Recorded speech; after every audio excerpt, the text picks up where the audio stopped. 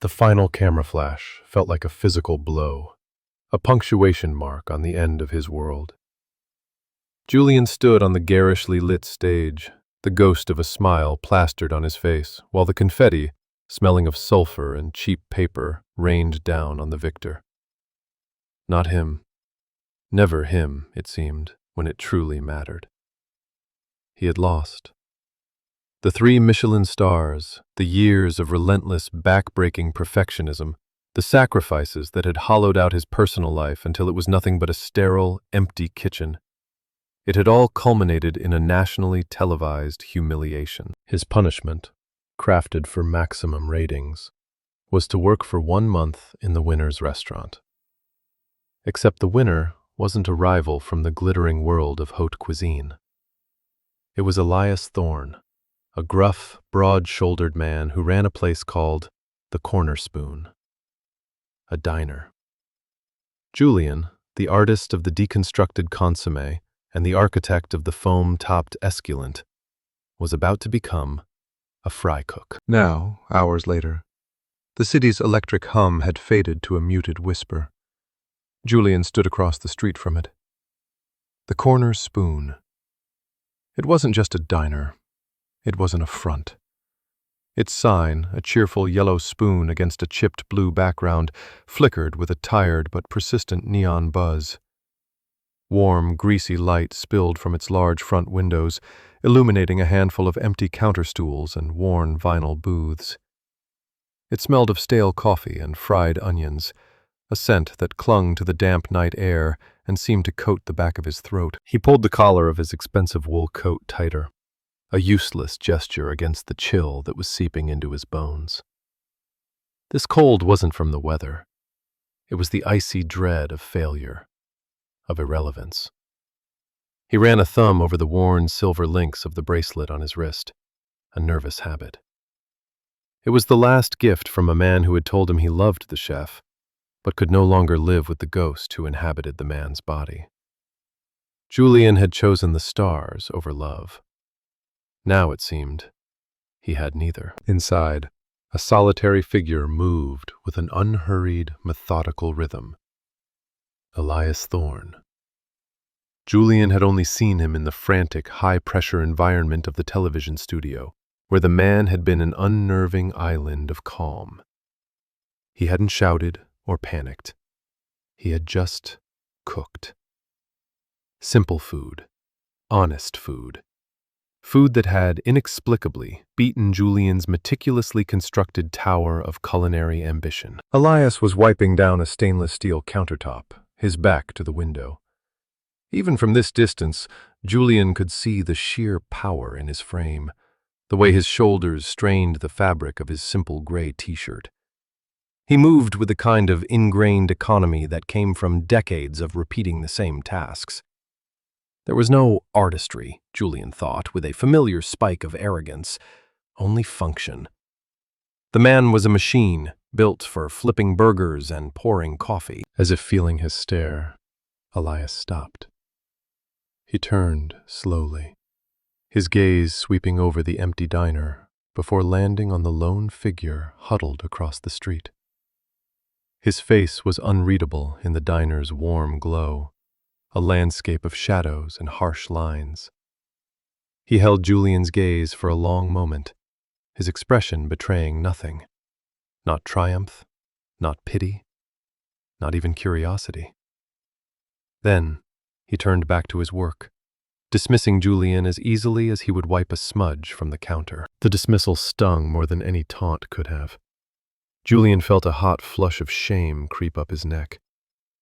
He was a spectacle, the fallen star come to gaze upon his penance. He took a deep breath, the cold air burning his lungs, and forced himself to cross the street. The bell above the door chimed, a tinny, cheerful sound that was entirely at odds with the leaden weight in his stomach. The diner was warmer inside, the air thick with the layered history of 1,000 breakfasts. Elias didn't look up from the grill he was now cleaning. The sharp scrape of metal on metal was the only sound. "We're closed," Elias said, his voice a low rumble, rough like gravel. "I know," Julian managed, his own voice sounding thin and reedy. "I'm Julian. I know who you are." Elias didn't stop his work. Scrape, scrape. The sound set Julian's teeth on edge. In his kitchens, noise was controlled, precise. The soft click of tongs, the whisper of a whisk. This was brutal, industrial. "My contract says I start tomorrow, 9 a.m. Elias finally stopped. He placed the scraper down with a dull thud and turned, leaning back against the counter. He crossed his thick arms over his chest, and for the first time, Julian saw him clearly. He looked older than he had on television. There were deep lines etched around his eyes, a permanent weariness that even the harsh studio lights hadn't been able to erase. His dark hair was threaded with silver at the temples, and his eyes, a startlingly clear shade of gray, were appraising, intelligent, and utterly unimpressed. "The contract says you work for me," Elias corrected him, his voice flat. "That means you show up when I tell you to, 6 a.m. We get a pre-work rush from the factory down the street. Be on time, and don't wear that." He gestured vaguely at Julian's tailored coat. "You'll ruin it." He turned back to the grill, the conversation clearly over. Julian stood frozen in the middle of the worn linoleum floor. 6 a.m. He hadn't seen 6 a.m. from this side of sleep in over a decade. He felt a surge of indignation, a desperate need to assert the status he had just lost. "I am a chef," he started, the words tasting like ash in his mouth. Elias glanced over his shoulder, one eyebrow slightly raised. "Around here, you're a cook, and if you can't handle that, the door is right there. Breaking the contract will cost you more than it costs me." And that was the truth. The humiliation clause in his television contract was financially ruinous. He was trapped. Defeated, Julian turned and walked out, the cheerful bell mocking his retreat. He didn't look back, but he could feel Elias Thorne's gray eyes on him, a heavy, unyielding weight. The next morning arrived with a brutal pre-dawn chill. Julian, dressed in a plain black t-shirt and jeans that felt like a costume, walked into the Corner Spoon at 5:55. The air was already thick with the smell of brewing coffee and bacon. Elias was at the grill, a white apron tied around his waist, moving with that same relentless efficiency. He didn't acknowledge Julian's arrival beyond a slight nod toward a pile of aprons on a stool. "Potatoes," Elias grunted. 50 pounds, in the back, peel, dice, 1/4 inch, no bigger, no smaller. 50 pounds of potatoes. Julian, who had once spent an entire afternoon teaching a promising sous chef how to properly turn a single carrot, was being sent to the stockroom to do prep work fit for a culinary student. He swallowed his pride, the taste of it bitter, and found the storeroom. It was small, cramped, and smelled of earth and old cardboard.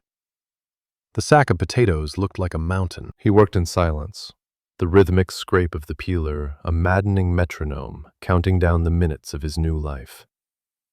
His hands, accustomed to the delicate dance of plating tweezers and the precise weight of a Japanese chef's knife, cramped around the cheap, blunt peeler. This was real.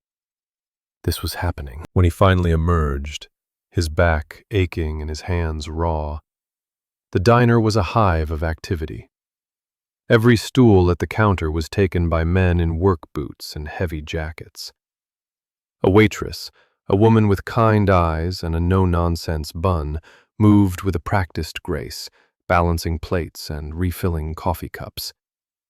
Elias was a blur of motion at the grill, flipping pancakes, frying eggs, and sliding plates onto the pass without a single wasted movement. "Took you long enough," Elias said without looking at him. "Dice is uneven. Do it again." Julian looked down at the massive bowl of potatoes he'd carried out. They looked perfectly fine to him. A 1/4 inch dice, just as instructed. But he knew this wasn't about the potatoes. It was a test. A power play. "No," Julian said, his voice quiet but firm. The entire grill station went silent. Elias slowly turned, wiping his hands on his apron.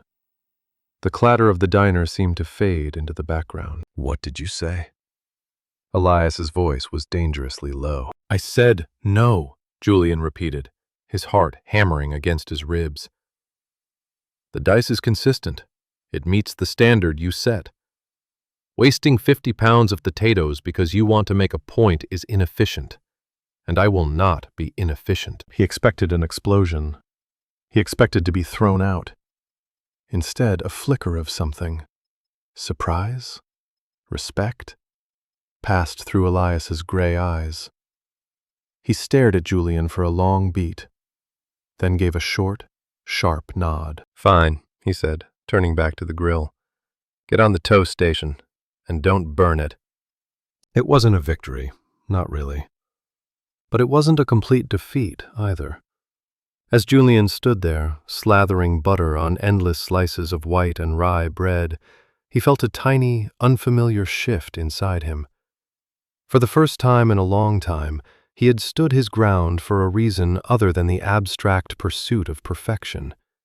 He had done it for the simple, honest integrity of a well-diced potato. The morning rush was a chaotic symphony of clattering plates, shouted orders, and the constant hiss of the grill. It was the antithesis of his own silent, temple-like kitchens. Here the food was simple, but the pace was relentless. Julian found a strange rhythm in the toasting and buttering, the plating of bacon, the call and response with the waitress, whose name he learned was Mia. By mid-morning, the rush subsided. Julian was wiping down his station when he saw the van pull up outside. Channel 8 News, it read in bold, garish letters. A reporter with too much makeup and a hungry-looking cameraman got out. Julian's stomach turned to ice. They entered the diner like predators, the camera already rolling, its red light a malevolent eye. The reporter, a woman with a shark's smile, made a beeline for him. Julien Dubois, the culinary world is buzzing. From 3 Michelin stars to a greasy spoon. Tell us, how does it feel? Is this a fitting end for a chef of your caliber? Her voice was slick with false sympathy. Julian froze. The humiliation he'd been holding at bay washed over him in a sickening wave. He felt trapped, exposed, the lens of the camera stripping away the last of his dignity. He opened his mouth, but no words came out. His carefully constructed world had been shattered, and now they were here to dance on the ruins. He was vaguely aware of the few remaining customers turning to stare, of Mia's worried frown. The reporter leaned in closer, her microphone a weapon. Is it true you broke down in tears after the finale? That you begged the producers to reconsider? That's enough. The voice was a low growl. Elias had moved from behind the grill, stepping between Julian and the news crew. He was not a tall man, but he seemed to take up all the space in the aisle, his sheer physical presence a formidable barrier. His face was a thundercloud. The reporter was momentarily taken aback. Excuse me, we're just getting a comment. You're harassing my cook, Elias said, his voice dropping even lower, each word laced with quiet menace. In my place of business. Get out. Now. This is a matter of public interest, she snapped, recovering her composure. Elias took one more step forward, and the cameraman instinctively took a step back. Elias didn't raise his voice. He didn't have to. The authority rolling off him was absolute. The only thing of public interest right now is you and your camera leaving my diner. Do it before I call the cops and have you cited for trespassing. He held her gaze, unblinking. I mean it. The reporter's smile faltered. She looked from Elias's granite expression to Julian's pale, shaken one. She knew she'd lost. With a frustrated huff, she motioned to her cameraman. Fine. We're leaving. They swept out, the bell on the door chiming their departure. The silence they left behind was heavy. Julian stared at Elias's broad back, his mind reeling. He had expected the man to relish his humiliation, to maybe even encourage it. He had not expected to be defended, protected. "My cook," Elias had said. The words echoed in Julian's head. It was a simple statement of fact, a claim of ownership in a professional sense, but it had sounded like something more. A shield. Elias turned, his expression reverting to its usual gruffness. He looked at Julian, his gaze lingering for a moment on Julian's trembling hands. "Get back to work," he grumbled, before turning and heading back to the sanctuary of his grill. But the words were devoid of their usual bite. Julian watched him go, a strange, warm feeling unfurling in his chest. It was gratitude, sharp and overwhelming. And for the first time since setting foot in the corner spoon, he felt a flicker of something that wasn't despair. It felt, impossibly, like safety. The rest of the day passed in a blur of quiet work. The incident was not mentioned. The few customers who had witnessed it seemed to take their cue from Elias, leaving Julian to his work in peace. When the lunch rush was over and the diner was empty again, Elias began the slow, methodical process of cleaning up for the day. Julian wiped down the last of the counters, his movements slow with exhaustion. The adrenaline from the morning's confrontation had long since faded, leaving a bone-deep weariness in its place.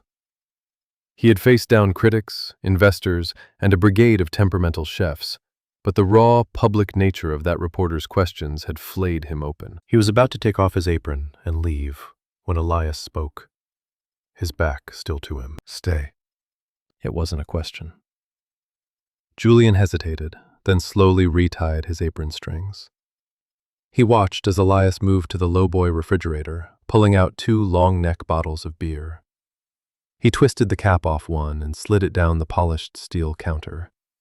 It stopped perfectly, right in front of Julian's hand. Elias leaned against the counter opposite him, taking a long pull from his own bottle.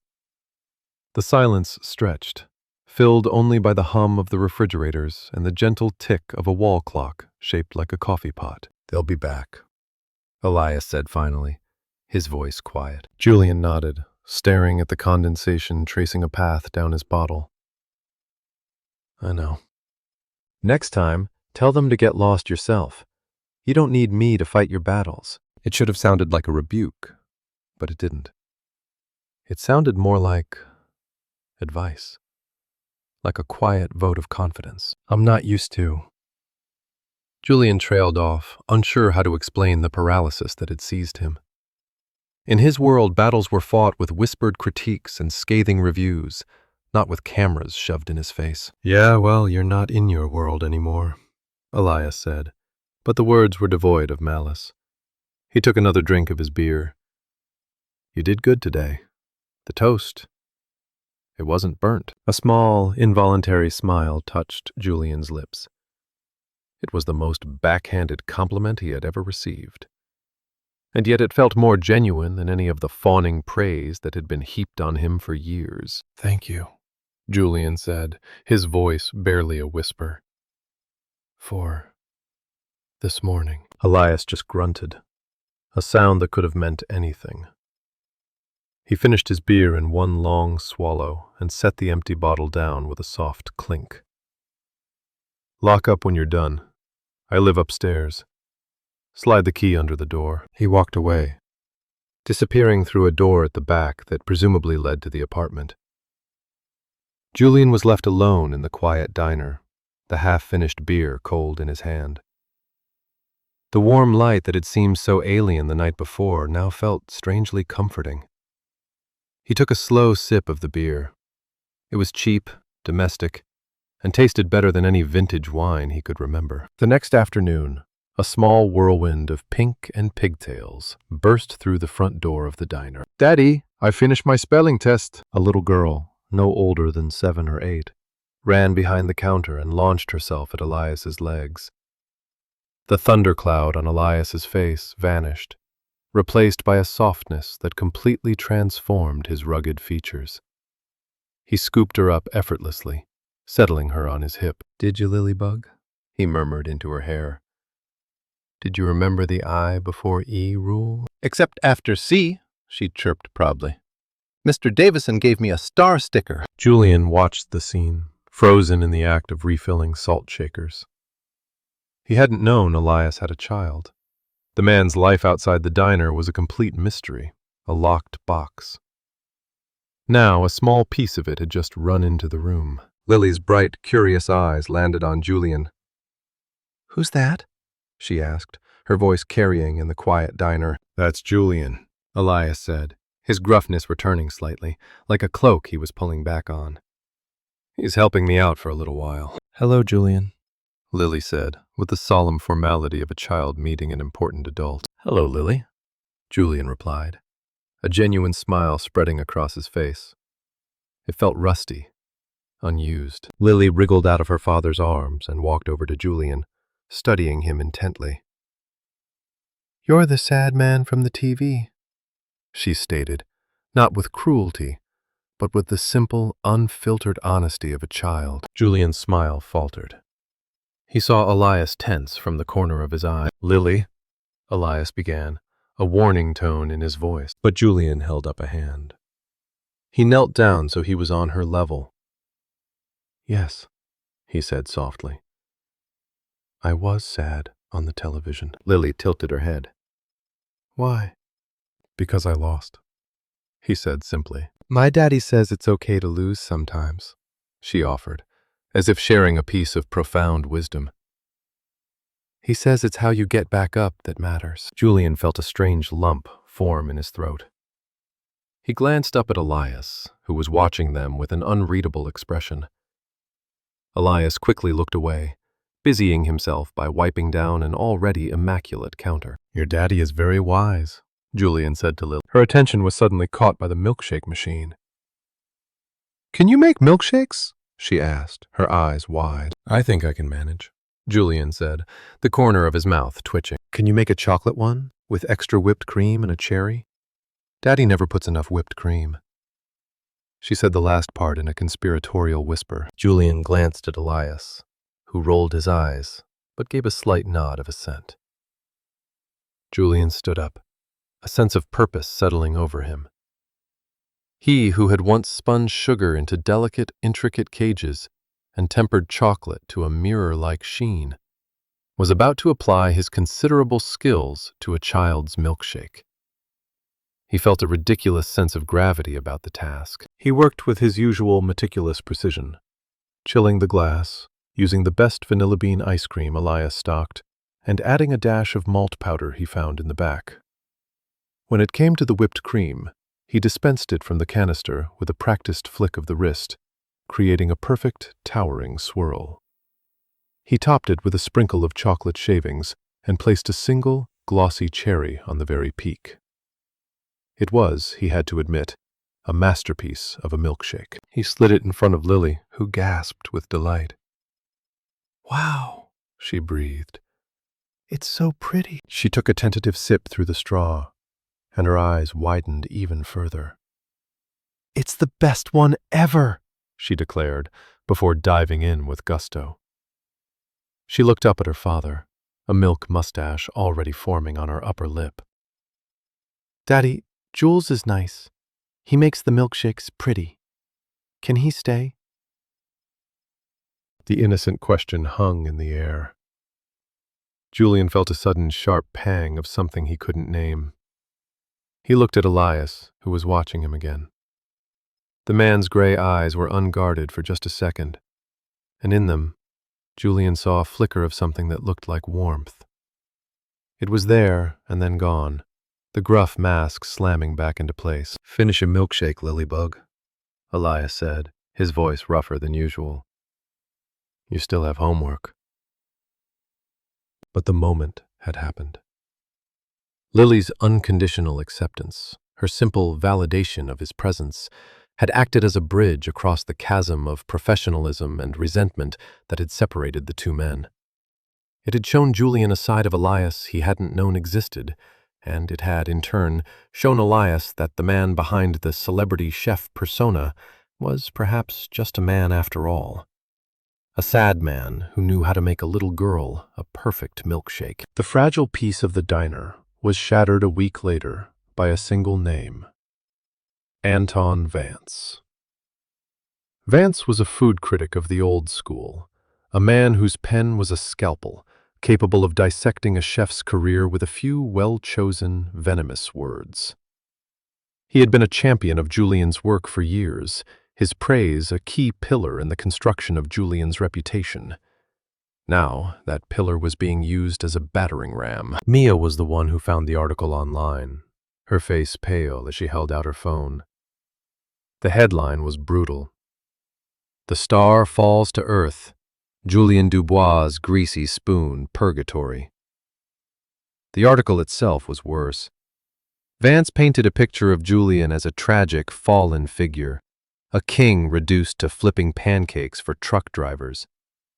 He mocked the diner, calling it a culinary backwater, and framed Julian's presence there as the ultimate artistic failure. Julian read the words, each one a small, sharp cut. The professional humiliation was one thing, but Vance's attack on the diner, on Elias's life's work, felt deeply personal.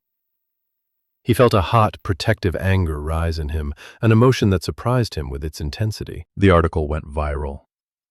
By lunchtime, the diner was packed, not with regulars, but with a new, unwelcome crowd.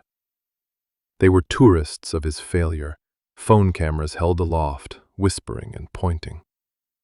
They ordered food but barely touched it, their real purpose to gawk at the Michelin-starred chef in his stained apron.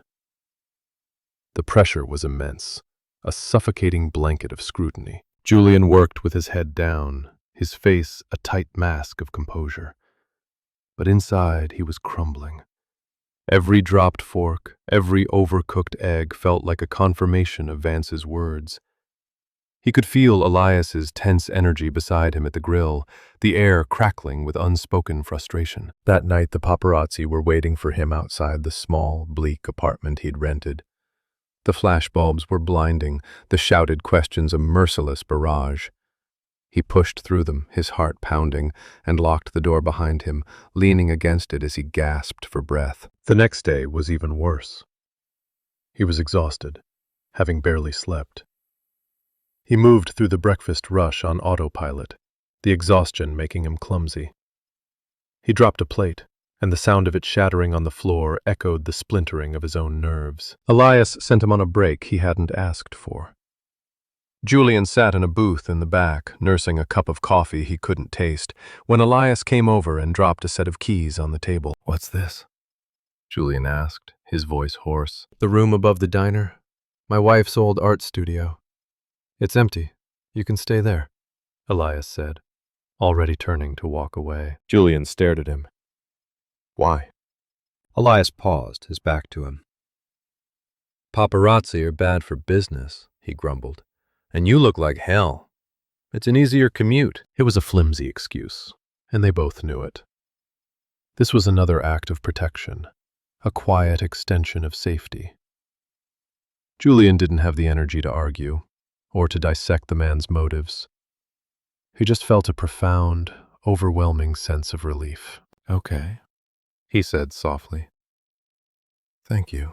Elias gave a curt nod and walked away. Moving into the small room above the diner shifted their dynamic completely. The professional boundary that had separated them dissolved, replaced by a forced, awkward domesticity. The room was simple: a bed, a desk, a window that looked out onto the alley. It was filled with the faint, lingering scent of turpentine and lavender, a ghost of the woman who had once worked there. Their lives became intertwined. Julian would wake to the sounds of Elias and Lily getting ready for the day, the smell of coffee drifting up from downstairs. He started staying late, long after the diner was closed, helping Elias with the deep cleaning, the ordering, the endless prep for the next day. They fell into a routine of sharing late-night meals at the big wooden table in Elias's small, cluttered apartment kitchen. They rarely talked much during these meals. It was a comfortable silence, punctuated by the clink of forks and the small, domestic sounds of a home. During these quiet moments, Julian saw the man behind the grill. He saw Elias, patiently helping Lily with her math homework, his large, calloused hands surprisingly gentle as he pointed to the numbers. He saw the way Elias's eyes would sometimes drift to a photograph on the mantelpiece. A smiling, vibrant woman with the same clear gray eyes as Lily, and the profound, aching sadness that would settle over his features. In turn, Elias began to see past the celebrity chef. He saw the exhaustion Julian tried to hide. He saw the way Julian's hands, so skilled and precise, would sometimes tremble when he thought no one was looking. He saw a man who was profoundly lonely, adrift in the wreckage of his own ambition. One night, a fierce thunderstorm rolled in, the rain lashing against the windows of the apartment. Lily was already asleep. Elias was paying bills at the kitchen table, a frown creasing his brow. Julian was reading a cookbook on the sofa, though his eyes weren't really taking in the words. The pressure of the past week had been building to an unbearable crescendo. Anton Vance, not content with his initial article, had announced on social media that he would be visiting the Corner Spoon in person to do a follow-up review. The threat felt like a guillotine hanging over them. "He's doing it to destroy me completely," Julian said suddenly, the words raw and brittle in the quiet room. "He wants to make an example of me." Elias looked up from his paperwork, his expression grim. "Let him come. My regulars don't care what some fancy critic thinks." "But I care!" Julian shot back, his voice cracking. He stood up, pacing the small living room like a caged animal. "This isn't about your regulars. It's about me. It's about my entire life's work being reduced to a joke. He's going to write that I've contaminated your diner with my failure. He'll tear apart everything, your food, your customers, this life you've built." A loud clap of thunder rattled the building, and Julian flinched. The control he had maintained for so long finally snapped. "I chased those stars for 20 years, Elias," he confessed, his voice dropping to a ragged whisper. "I sacrificed everything. I lost people I loved. I told myself it was worth it, that the recognition, the perfection, was the only thing that mattered. And now I have nothing. I'm a fraud. A man who can create a perfect plate of food but can't even hold on to a single relationship. Vance knows it, and he's going to make sure the whole world knows it too." He finally stopped pacing and sank onto the sofa, burying his face in his hands. The silence that followed was broken only by the sound of the rain and Julian's own shaky breaths. He felt the sofa dip beside him. He looked up to see Elias sitting there, his usual gruffness gone, replaced by a quiet, somber intensity. "This diner," Elias began, his voice low and rough, "is all I have left of her, of my wife, Sarah. We built it together. She painted the sign. She picked out the color of the vinyl for the booths. After she got sick, this place was the only thing that kept me sane. The routine, the customers, the cooking." He looked over at the photograph on the mantelpiece. "When she died, I thought I was going to lose it all. I felt like a fraud, too. A man pretending to be a father, a business owner, a person. I was just going through the motions. For a long time, this place, this life, it didn't have any heart left in it. It was just an empty kitchen." He turned his gaze back to Julian, his gray eyes piercing. "Then you showed up, and for the first time in years, it doesn't feel so empty anymore." The confession hung in the air between them, more intimate than any physical touch. Julian stared at him, seeing for the first time the depth of the loneliness and grief Elias carried. He saw his own loneliness reflected in the other man's eyes. The space between them seemed to shrink, charged with the weight of their shared vulnerability. The storm outside raged, but inside the small apartment, a profound quiet had fallen. Elias slowly raised a hand, his movements hesitant, as if he were afraid of spooking a wild animal. His calloused, work-roughened fingers gently brushed against Julian's cheek. The touch was electric, a jolt of warmth against Julian's cold skin. "You're not a fraud, Julian," Elias whispered, his thumb stroking softly over Julian's jaw. "You're the most passionate, dedicated cook I've ever seen. You put more heart into a damn milkshake for my daughter than most chefs put into a whole tasting menu." Julian's breath hitched. He leaned into the touch, an involuntary movement toward a comfort he hadn't realized he was starving for. He saw the conflict in Elias's eyes, the hesitation giving way to a raw, undeniable need. And then Elias was leaning in, closing the small distance between them. His lips met Julian's, and it wasn't a kiss of frantic passion. It was a kiss of profound recognition, of quiet certainty. It was gentle and searching at first, then deepened as years of unspoken grief and loneliness poured out from both of them. It tasted of coffee and rain and a desperate, shared hope. In that moment, surrounded by the ghosts of their pasts and the fury of the storm, they were not a Michelin chef and a diner cook. They were just two men, finding a harbor in each other. The day of Anton Vance's visit dawned gray and overcast, the sky mirroring the tense mood inside the diner. The kiss from the night before had changed everything.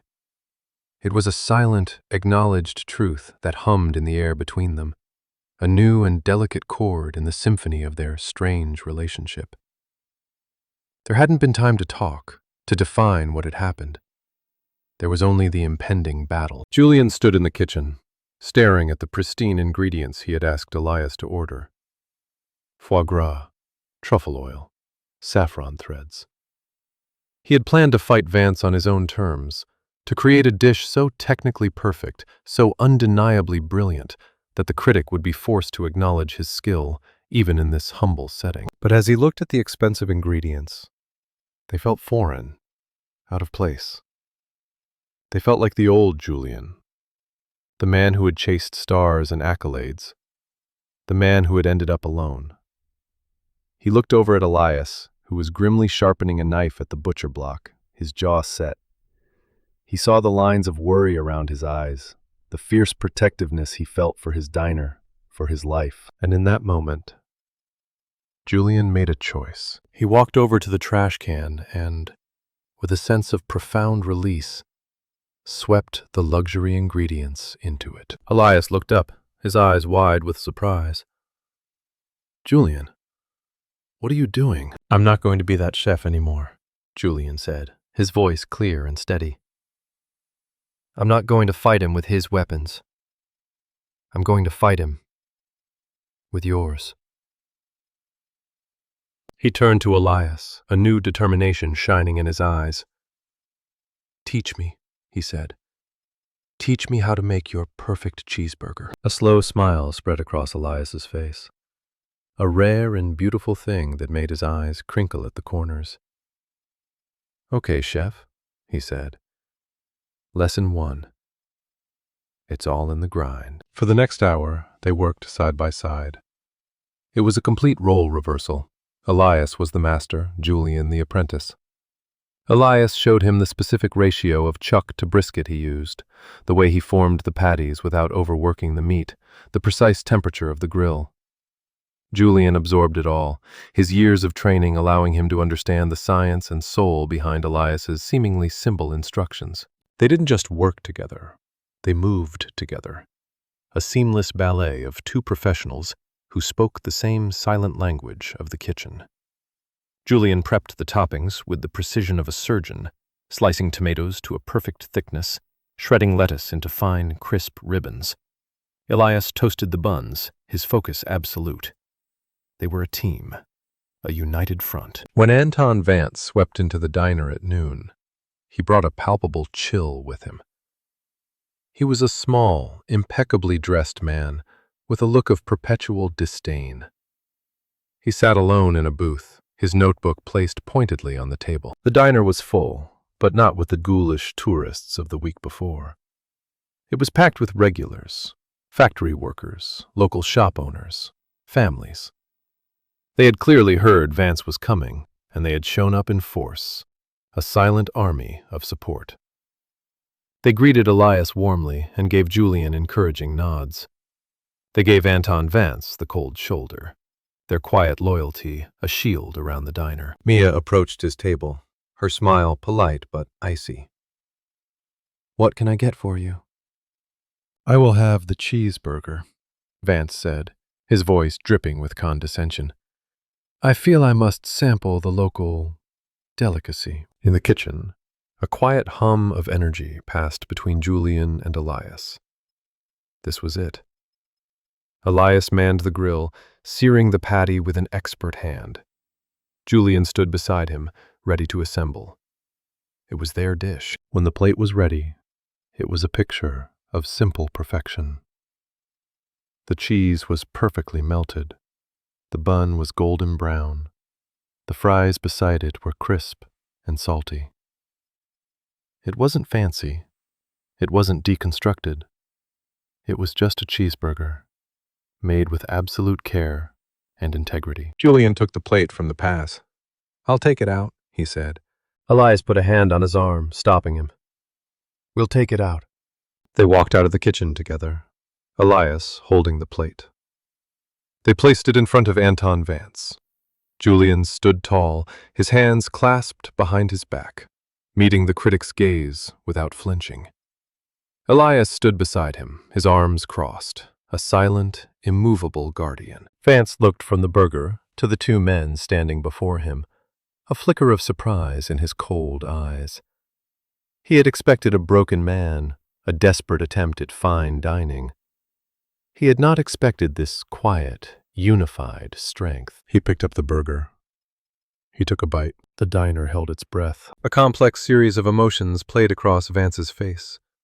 Annoyance, disbelief. And then, finally, a grudging, undeniable respect. The burger was, in its own way, perfect.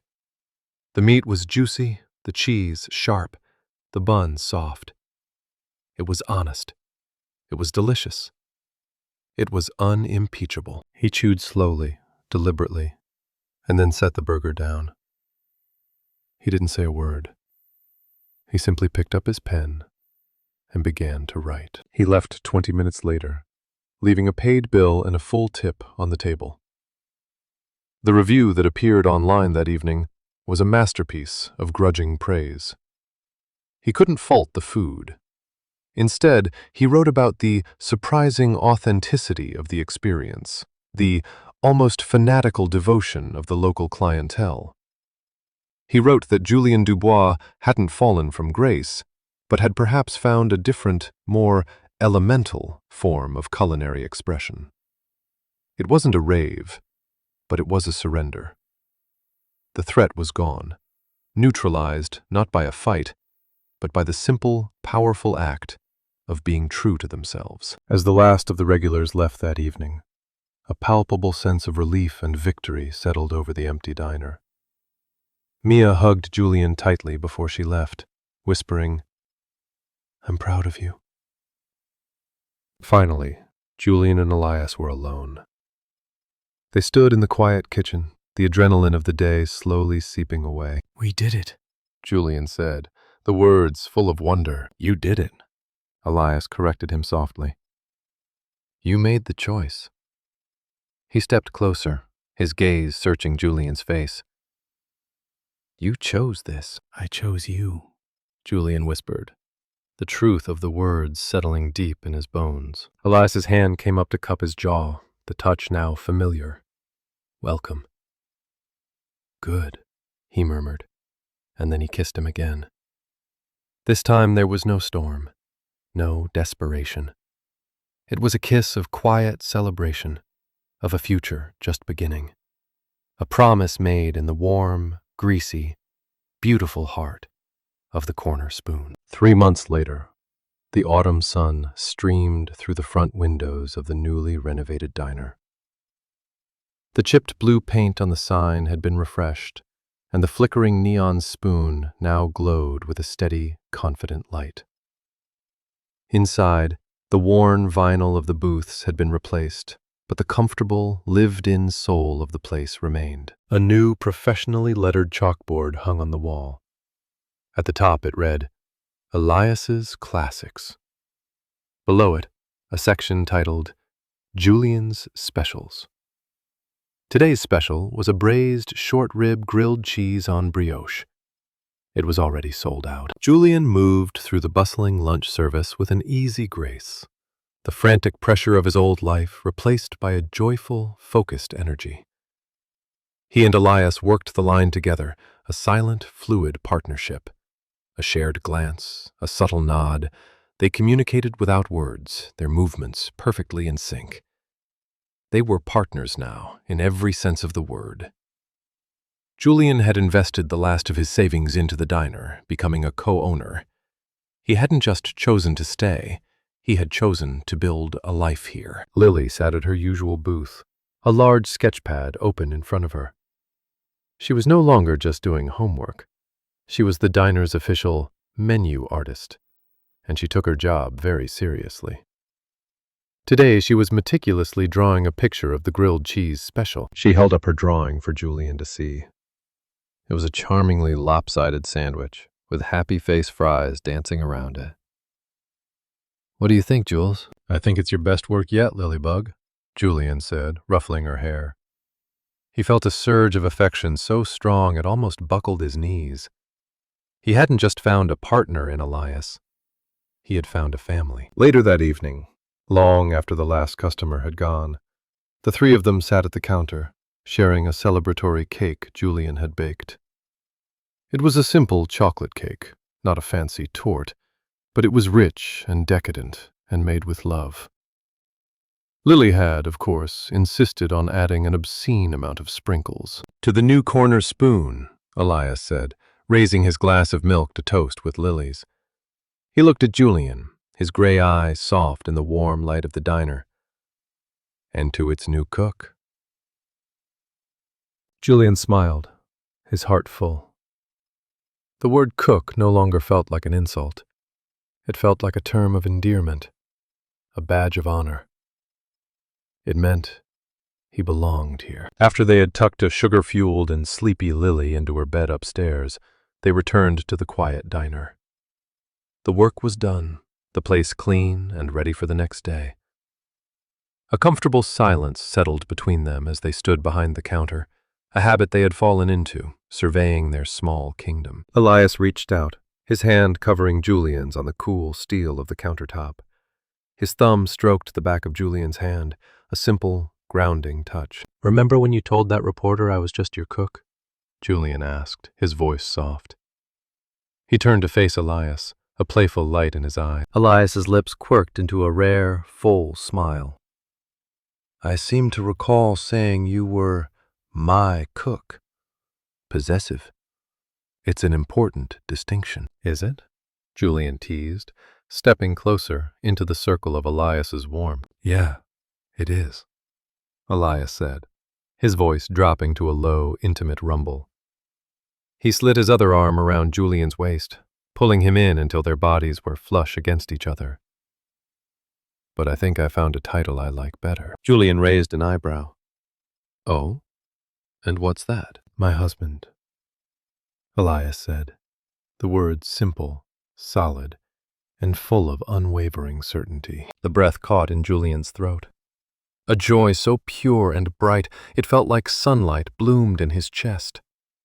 He had spent a lifetime chasing stars, only to find an entire universe in the arms of a grumpy diner cook. He had lost everything he thought he wanted, only to gain everything he had ever truly needed. "I think I prefer that, too," Julian whispered. He leaned in and sealed the promise with a kiss. It was a kiss that held the memory of every struggle, every quiet confession, every shared victory. It was a kiss that tasted of home. And as the steady, warm light of the corner spoon spilled out into the dark street, it was clear that this was no longer a story of a fall from grace, but the beautiful, quiet beginning of a happily ever after.